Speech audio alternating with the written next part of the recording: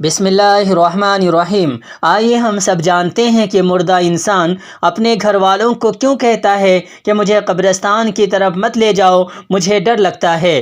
حضرت ابو سعید خدری رضی اللہ عنہ سے روایت ہے کہ رسول اللہ صلی اللہ علیہ وسلم نے فرمایا، جب میت کو چارپائی پر رکھ دیا جاتا ہے اور رشتہ دار میت کو اپنے کاندھوں پر اٹھا لیتے ہیں تو اگر میت نیک ہوتی ہے تو کہتی ہے کہ مجھے آگے لے چلو، اور اگر میت نیک نہیں ہوتی تو اپنے گھر والوں سے کہتی ہے، ہائے میں برباد ہو گئی، تم لوگ مجھے کہاں لے جا رہے ہو۔ اس میت کی آواز ہر چیز سنتی ہے سوائے انسان کے، اگر وہ سن لے تو بے ہوش ہو جائے۔ کتاب دیکھیے صحیح بخاری کہ جب نیک آدمی کو چارپائی پر رکھا جاتا ہے تو وہ کہتا ہے کہ مجھے آگے لے چلو، مجھے آگے لے چلو، اور جب برے آدمی کو اس کی چارپائی پر رکھا جاتا ہے تو وہ کہتا ہے کہ ہائے افسوس، میرے پاس نیکیاں نہیں ہے، تم لوگ مجھے قبر کی طرف مت لے جاؤ۔ اللہ ہم سب کو قبر کے عذاب سے بچائے، آمین۔